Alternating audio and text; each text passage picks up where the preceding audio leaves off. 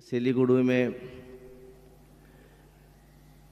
एक मांगलिक कार्य संपादित हुआ और मुझे अभी भी वह सीन याद आ रहा है।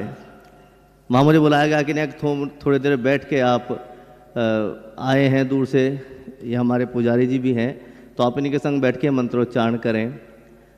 तो मैं बैठा था वहाँ और अपनी जो वैदिक क्रिया थी वो करना प्रारंभ की। आंखें बंद थी मेरी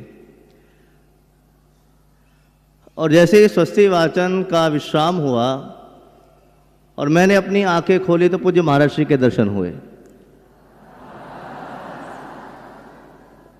और अब विश्वास मानिए, मतलब मैं एक बार एकदम हतप्रभ रह गया और अपनी आंखों को मसला कि क्या मैं मतलब ये देख रहा हूँ वो वास्तविकता है, क्या सत्यता है, कोई स्वप्न तो नहीं है। तो मन को समझाया, अरे नहीं भाई। और ये बड़ी विशेषता थी कि मेरे संग दो पंडित जी और थे, तो एक बार तो कंफ्यूज हो गया कि भाई अब क्या करूं। तो वो पंडित जी लोगों ने संभाल लिया, पर मैं महाराज श्री को ही देखता रहा। और कुछ समय बाद महाराज श्री के हाथों से जो वर था उसको मांगलिक तिलक हुआ और महाराज जी तुरंत वहाँ से अपने स्थान को ग्रहण कर गए। और मैं महाराज जी को ढूंढ रहा था, मैं मिलना चाहता था उस समय कि भाई बात तो करूं, महाराज जी से प्रणाम तो करूं। तो अनायास महाराज जी मुझे सामने ही विराजमान दिखे और खूब खूब खूब प्यार दिया महाराज जी ने।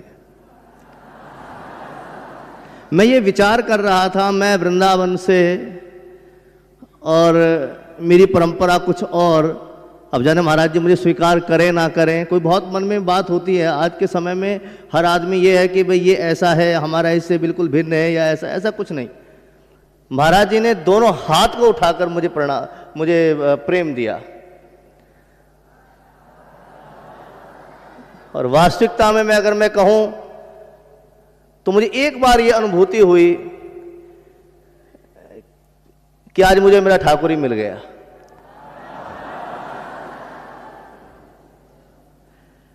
बस मैं अपने जो भाव है, अगर मैं वो पुराना फ्लैशबैक याद करूं तो मैं बस शायद अभी भावुक भी हो सकता हूं। तो इस बात को मैं यहीं विश्राम देता हूं।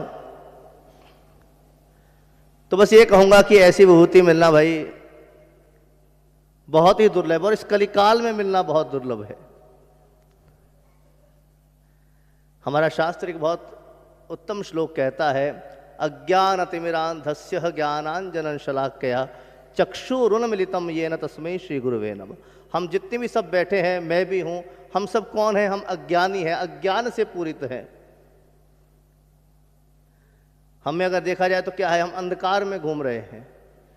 और चक्षुरुन्मिलितम, गुरु अत्रेत रू अति गुरुम महा, गु और रू को अगर मिलाया जाए, गु का अर्थ क्या है? अंधकार, और रू का अर्थ है प्रकाश।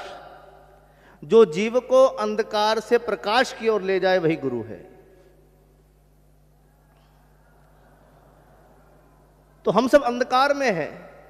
ये कलिकाल का अंधकार, काम क्रोध लोभ मोह अहंकार मत्सरता, इन सब के अहंकार से हम पूरित हैं। तो ऐसे ही गुरुदेव, सत्यता में मेरी बात मानिए आप, आज के समय में गुरु की क्या स्थिति है, बस मैं अब संकेत कर रहा हूं, समझ जाओ आप।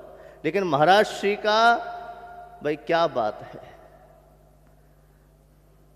मैं महाराज श्री को बहुत दिन से मीडिया में, सोशल मीडिया में, आस्था संस्कार चैनलों पे मैं सुनता रहा महाराज जी को, और मन में ये आस्था थी, मन में ये विश्वास था, मुझे मिलेंगे, कब मिलेंगे, कैसे, ये सब मैंने भविष्य पे छोड़ा था। और जो मेरे संग घटना हुई वो मैंने आपको सुना दी। इसलिए एक सूक्ष्म शब्दों में बस इतनी ही बात कहूंगा कि मनुष्य चोला मिला है। अब ये बार बार मिले, कई लोग कहते हैं 84 लाख योनियां हैं, ऐसा है ऐसा है। तो भाई दूसरा मौका नहीं देना, इसी जन्म में हमें अपनी बात मनानी है, बस ये मान के चलो। इसी जन्म में हमें यह अपनी तैयारी कर लेनी है कि पता नहीं कब उसका हमें बुलावा आ जाए और हमारी तैयारी पूरी रहे। तो ये सत्यता है। मैं महाराज श्री के पास, महाराज जी मेरी बात को जो बुरा मान जाए, लेकिन मैं हाथ जोड़ के बात कहता हूँ, महाराज जी में इतना बल है कि हम जैसे जीवों का हाथ पकड़कर गोविंद के हाथ में पकड़ा दे। ये सत्यता है ये, और ये मैंने अनुभूति की है। और ब्रजवासी हूं तो भाई छानना और पीना ये सब हम जानते हैं भाई। ठाकुर की नगरी में रहते हैं तो मतलब पुष्ट करना सब जानते हैं। इसलिए महाराज श्री के भावों को प्रणाम करता हूं, और मुझे बड़ी प्रसन्नता है ऐसे घोर कलिकाल में ऐसे गुरु का इस धरा पे होना एक बहुत बड़ी बात है। इस परंपरा को, ये पीछे पूज्य बड़े महाराज श्री, इनका श्री विग्रह विराजमान है, इन सबको प्रणाम करता हूँ। आप जितने रसिक वैष्णव यहाँ बैठे हैं, आप सबको प्रणाम करता हूँ, और यही भाव रखता हूँ कि आपकी बुद्धि सतत गुरु चरणों में बनी रहे। अभी एक दूसरा भजन इन्होंने सुनाया था, मुझे जरा लाइन द्वारा बताइए, आपने दूसरा भजन सुनाया, क्या था वो? जगत में कोई नहीं। हाँ, जगत में कोई नहीं, ये बात समझ लो भाई। हाँ, मैं याद था पर बात बात में भूल गया मैं। जगत में कोई नहीं अपना, ये सतगुरु दिया बताए। मुझे एक कथा याद आती है। एक गुरु थे, हमारी 2 मिनट ले लो ना। हाँ, एक गुरु थे और उन्होंने एक शिष्य को पूरा पारंगत किया, खूब पारंगत किया, उसको बहुत सी विद्याएं दे दी। और मन में गुरु यह विचार कर रहा था कि अब मेरे जाने के बाद ये पुष्ट है कि भाई मेरा जो शिष्य है इसी में अपनी गद्दी पे बैठाऊंगा।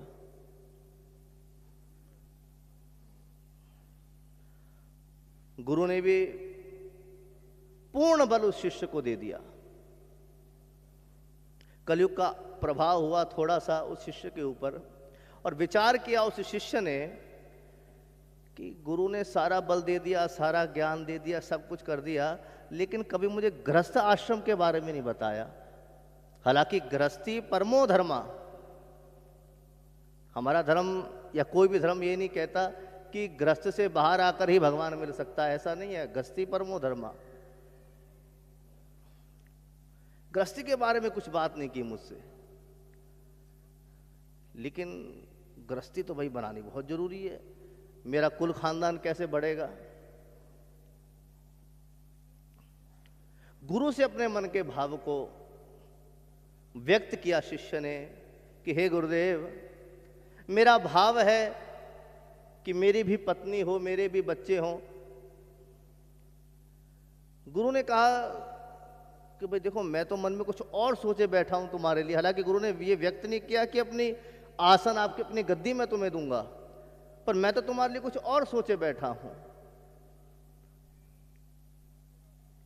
शिष्य कहता है महाराज श्री, आपने जो सोचा है वो अपने मन में रखो, लेकिन मेरा है कि आपने मुझे जो बल दिया उसको तो मैं संभाल के रखूंगा, लेकिन आप मुझे आज्ञा दो मैं गृहस्थ जीवन भी अपनाऊं। गुरु ने बहुत समझाया कि सब ये स्वार्थ के हैं, सब चले जाते हैं, कोई याद नहीं रहता, आदमी का प्रारब्ध ही उसके साथ रहता है, आदि आदि सब बातें उन्हें बताई, लेकिन शिष्य नहीं माना। शिष्य ने विवाह किया।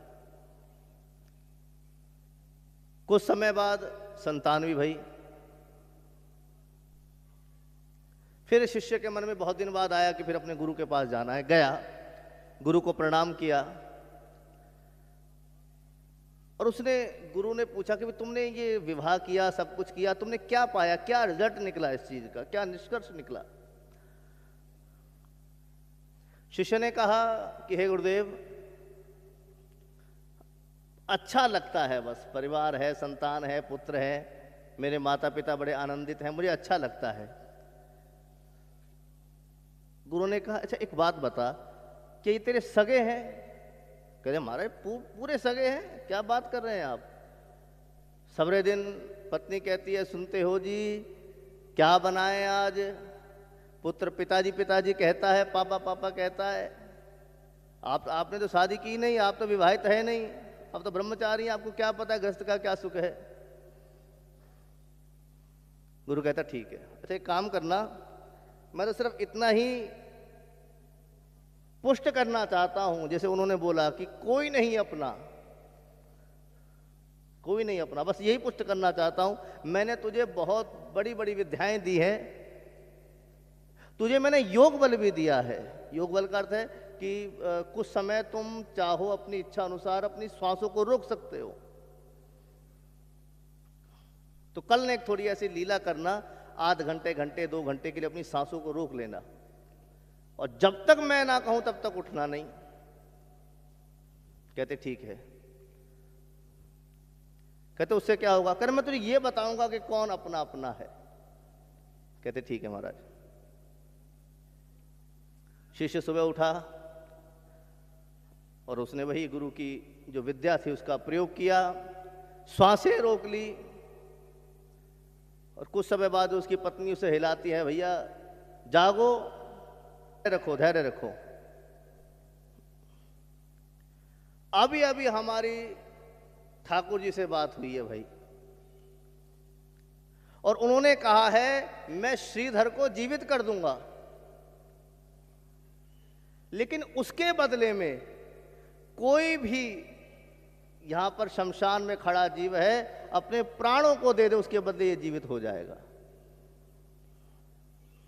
हाँ भाई, तुमने अपनी चूड़ियां तोड़ी थी अभी थोड़ी देर पहले, तुम मेरे स्वामी हो, तुम इनकी पत्नी, तुम ऐसा कुछ कह रही थी, तुम तैयार हो, तुम अपने शरीर को त्यागो, ये जीवित है। कहती महाराज अभी मेरी आयु देखो, अब क्या बातें कर रहे हैं, ये मेरी जाने की अवस्था है। पुत्र से पूछा, हाँ भाई तुम क्या इच्छा रखते हो? तुम्हारे बदले में तुम्हारे पिता की जान मिल जाएगी भाई।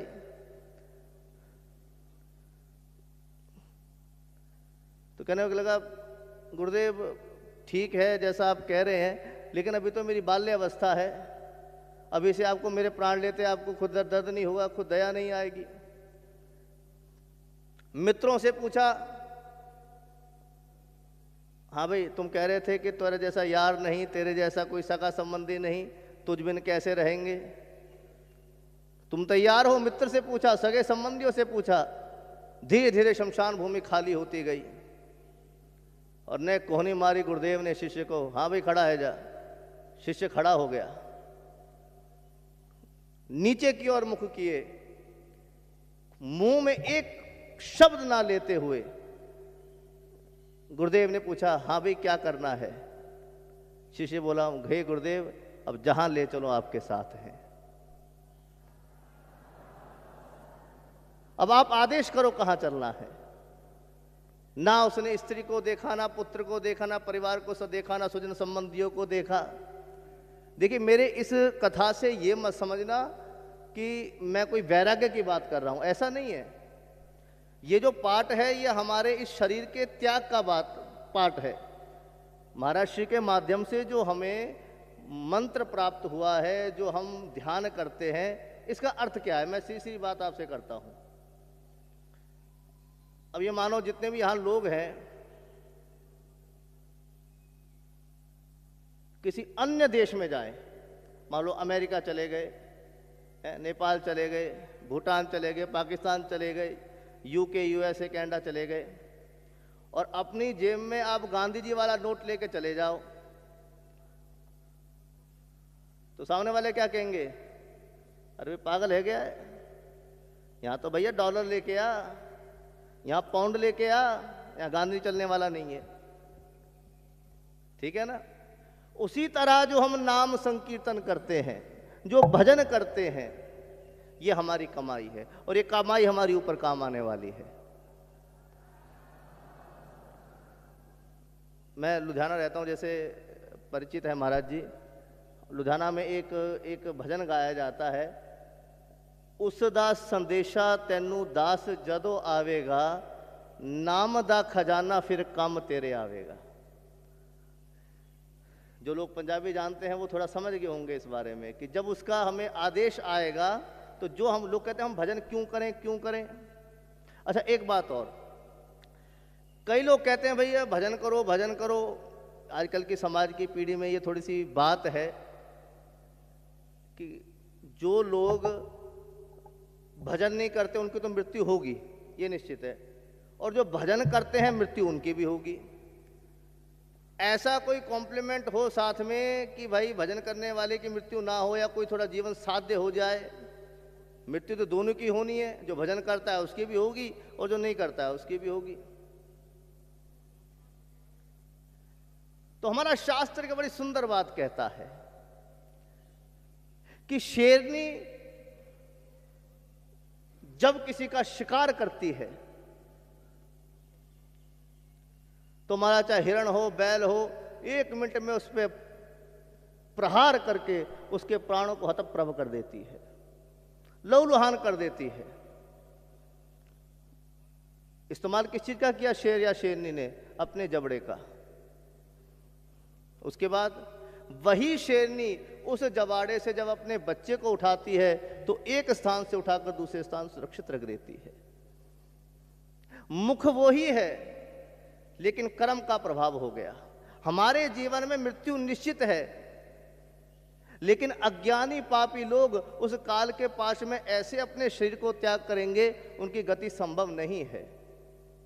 लेकिन जिसके जीवन में भजन है महाराज, ऐसा जीव काल के सर पर पैर रखकर भगवान के धाम को प्राप्त होता है।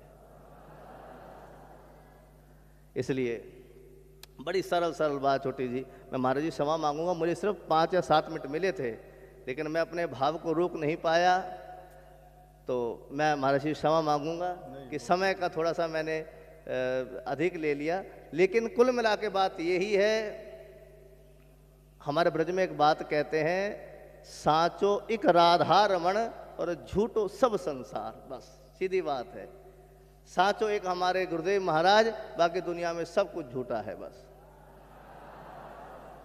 इसी भाव को अपनाते हुए मैं महाराज श्री के चरणों में प्रणाम करता हुआ यह भाव अर्पित करूंगा। और मैं सत्य बता रहा हूं, जैसे महाराज जी, मेरे अंदर इतना सामर्थ्य नहीं है कि इनके पर प्रेम को मैं इतना झेल सकूं, पर दोनों हाथों से महाराज जी कृपा हो रही है। और गुरु पूर्णिमा पे देखो कहाँ मैं अपने निज स्थान जाने वाला था और महाराज जी का प्रेम मुझे यहाँ खींच लाया। महाराज जी के भावों को प्रणाम करता हुआ यहाँ की व्यवस्था, और देखिए मैं सबसे पहले महाराज जी के प्रति राधा स्वामी हो गया, मेरे प्रति राधा स्वामी हो, जितने संगत यहाँ बैठी है आप अपने अपने प्रति बोलिए राधा स्वामी, राधा स्वामी, राधा स्वामी।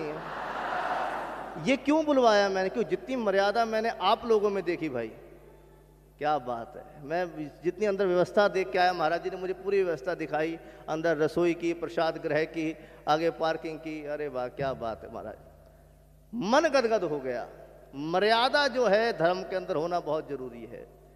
अब जितने लोग देखो, मैं देखता हूँ कोई सामने से आ रहा है, ऐसा नहीं कोई आगे आके कोई खोपड़ी पे आ रहा है ना, वो जहाँ उसको स्थान मिल रहा है वहीं बैठ रहा है।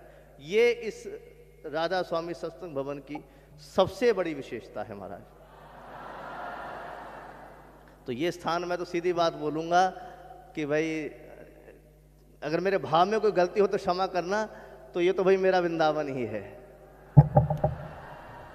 इसलिए सभी भावों को प्रणाम करते हुए, महाराज श्री को प्रणाम करते, आप सब संगत को प्रणाम करते हुए अपने भाव को यहीं विश्राम देता हूँ। राधा स्वामी।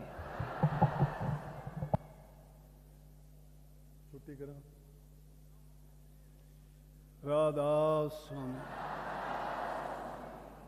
राधा स्वामी दयाल की दया, राधा स्वामी सहाय, राधा स्वामी। सम्मानीय आचार्य दीपक मिश्रा जी,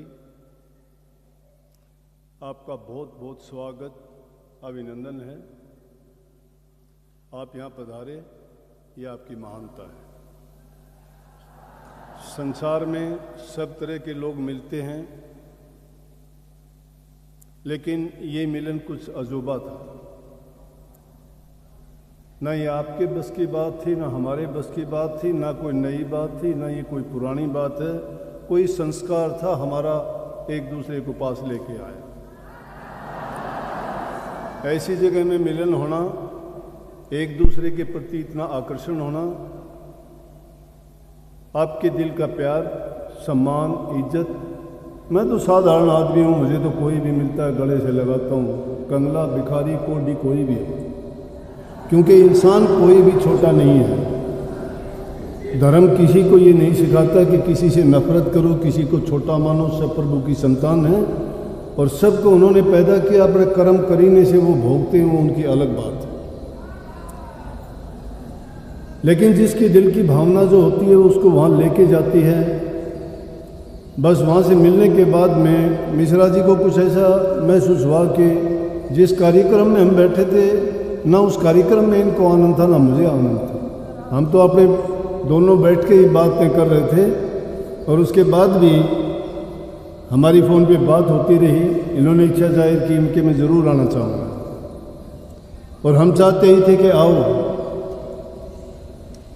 सत्संग होते रहते हैं, शिक्षा, उपदेश, ज्ञान बहुत मिलते हैं, कथा कहानियाँ बहुत सुनोगे, लेकिन जब तक अमल नहीं करते सब बेकार चला जाता है।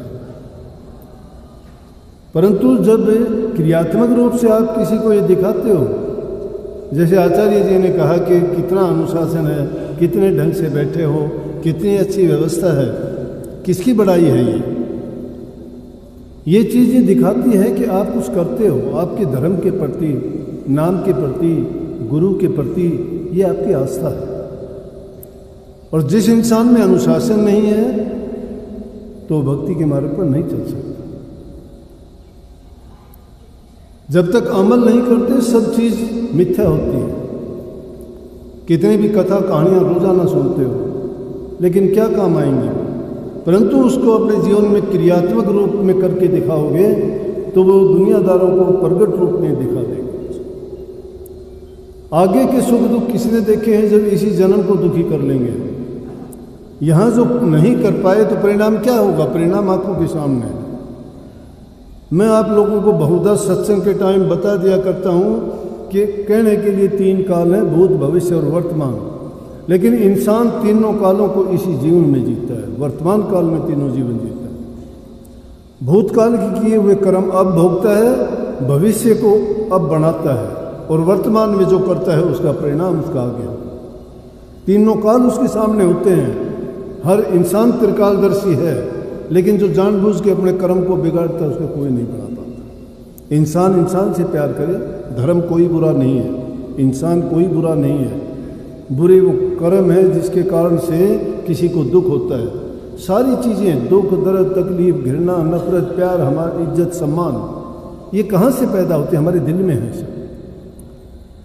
सम्मान किसी को देते हो, दूसरे को नहीं देते। हम अपना सम्मान खुद करते हैं। इज्जत दोगे इज्जत मिलेगा, प्यार दोगे प्यार मिलेगा। जो इंसान जैसा करता है, ये कुदरत का नियम है। जो इंसान जिसको जैसा देगा उसको वापस लौट के वही मिलेगा। तो इनका प्यार था, बदले में इनको प्यार मिल रहा है। ये इज्जत करते थे, बदले में इनको इज्जत है। हमारे सम्मानीय हैं, हमारे मेहमान हैं और ये इन्हीं की जगह है। ये किसकी है? किसी की कोई चीज़ है ही नहीं यहाँ। जब तक हम हैं हम इसका प्रयोग करेंगे। आप प्रयोग करो, सबके लिए है ये।